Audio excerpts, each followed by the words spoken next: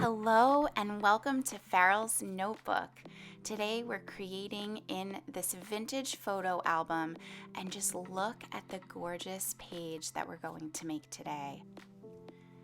This album has been such a huge source of inspiration for me, and I'm going to be trying out these new paintbrushes today too, which also leave me feeling inspired and like I know what I want to do. So step one, I'm going to prepare this page. These are old, a little bit brittle, the pages of the photo album, and so I always need to make sure that I put down a nice thick layer of gesso. So today I'm going to mix the white gesso with some black and blue to get some gray and cover the entire page, and just, look at how satisfying that is. That is awesome. And so I'm going to mix all these colors together to have a gray underlayer, and I started spreading it. I wanted it to be, kind of smooth, but you know me, I need my texture, so I could not help but come in and scrape a few lines, and these ended up being an inspiration for me in the coming layers. And that's what layers are for. I cover up a lot of what I put down, but it's because I am responding to the layer before, and that alone is worth it to me.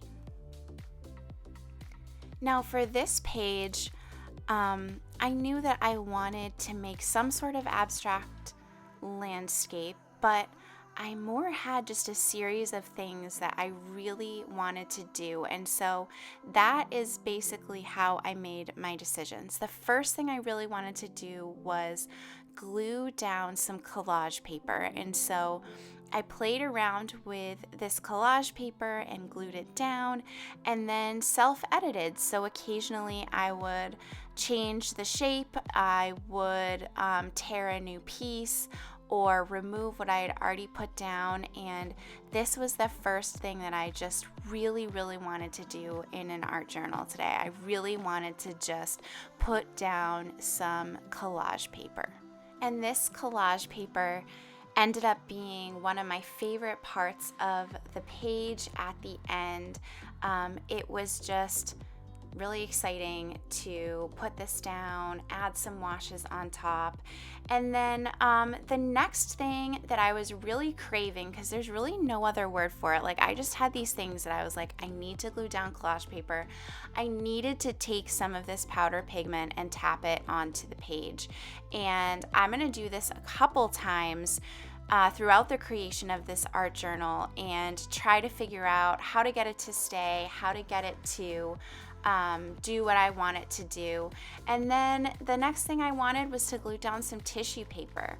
Now, putting down tissue paper with matte medium is so satisfying because it really melts right into the page when you put enough matte medium, and it's amazing. So the next thing that I really wanted to do was take a light turquoise color on this big brush and just spread it around this portion of the page. And I would love to hear what this blue section looks like to you by the end, because one of the best parts of an abstract landscape is how just like one stroke of a paintbrush can look like something so intricate, because our minds really like fill it in for us and tell us what we're seeing, whether it be a lake or a cloud or a hill in the distance. And now it's time for a wash. I really wanted to see what those lines that I had scraped into the first layer would look like with a wash. So I have some raw umber and black here. And sure enough, it does show off some of that texture that I put into that first layer. And if you stick around, you will see that I love washes. It is one of my favorite parts of the art journal process because it just reveals every single layer that came before.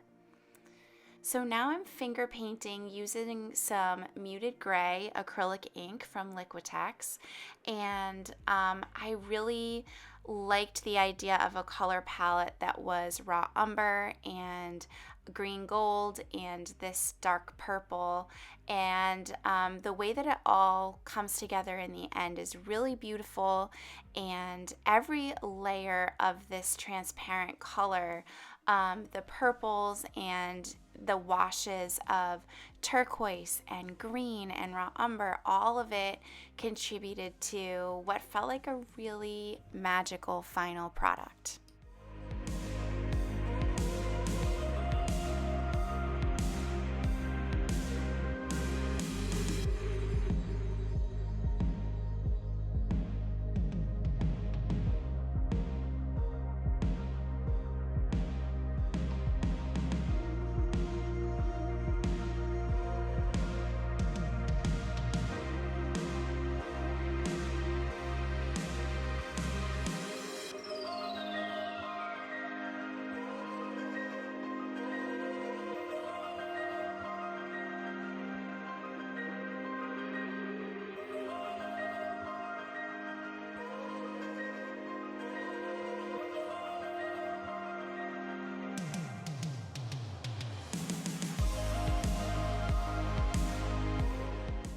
It's time to use another one of my new paintbrushes, and I want to use this and hold this in such a way that just inspires looseness in the marks that I am making.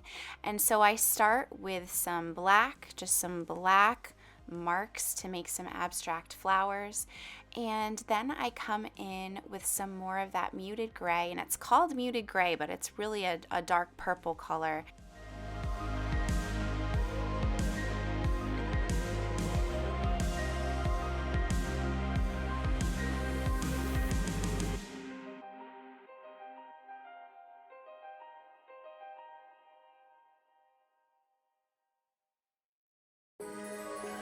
The mix of that purple and black ends up being really beautiful together, and at this stage I am starting to like my color palette and understand where it's going with turquoise of different values, some black, some raw umber, this dark purple color mixed with the black.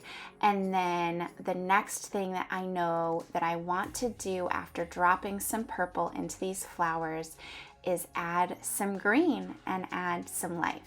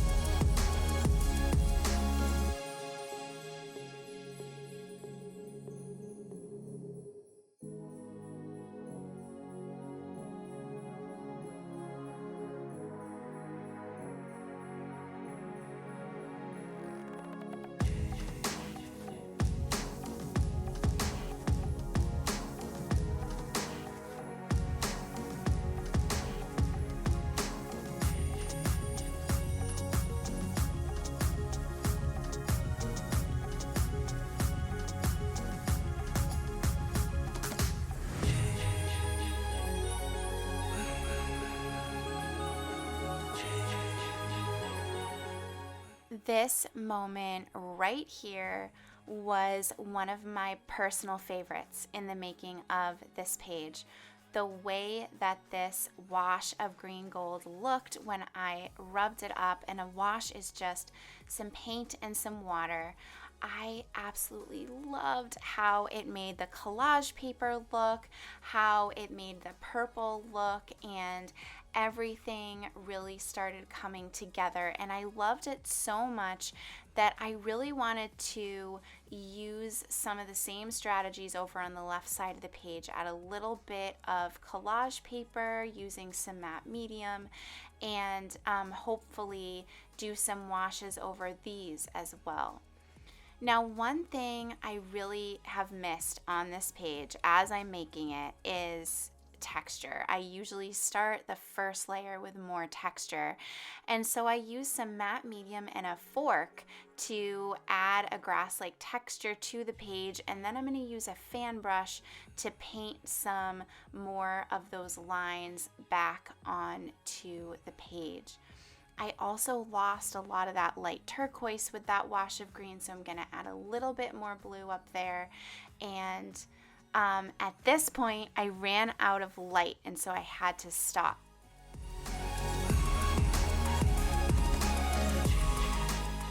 All right, so at this point in the video, it's the next day. It's bright and sunny out again, and I had left myself little notes about what I wanted to do next, but I had actually been thinking about this page all night. Does anyone else ever do that? Like when you're in the middle of something, you just keep thinking about it? So I added some white with some glaze, and I wanted to lighten up the page, and a lot of my goal for these next steps are to bring the left and the right side of the page together because they didn't feel like they were totally connected yet. I put some alcohol on this rag and wiped up some of the paint here, and I love the result.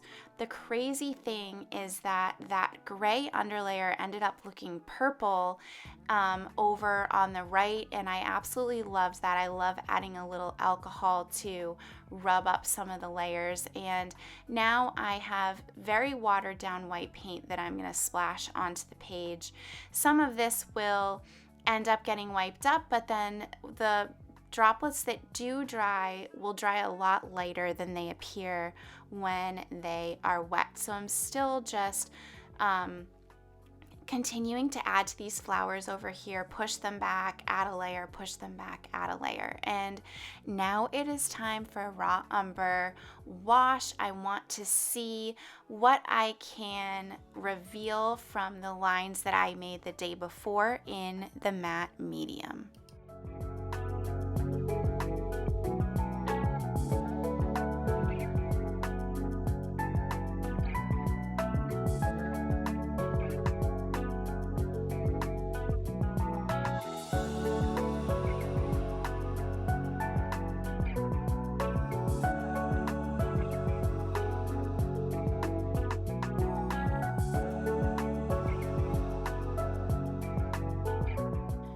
So I still feel like something's missing. So I'm using 2 pieces from my palette of just black paint, and I'm gonna move them around the page a little bit to see what the composition might be missing.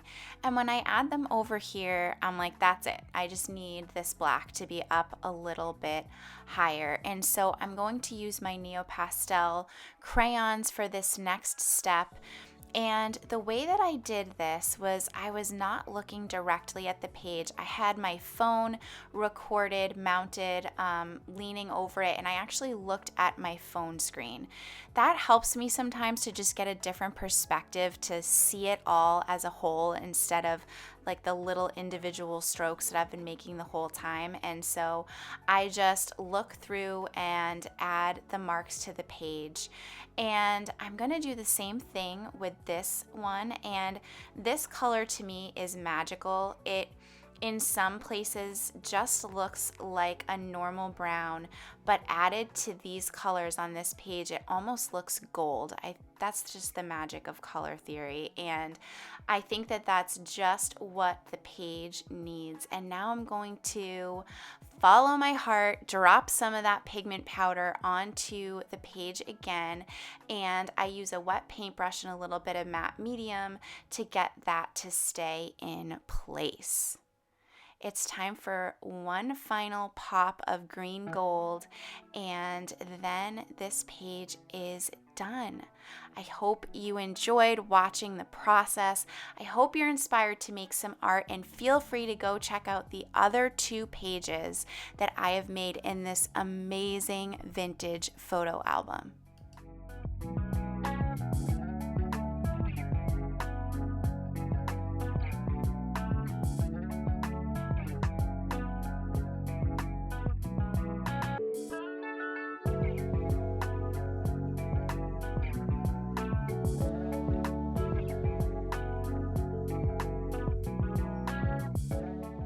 This is your reminder that there are over 40 tutorials waiting for you at ko-fi.com/takeheart.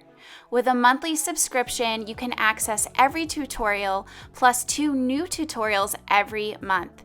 They're all beginner friendly with a theme that you can apply to your life. Check it out.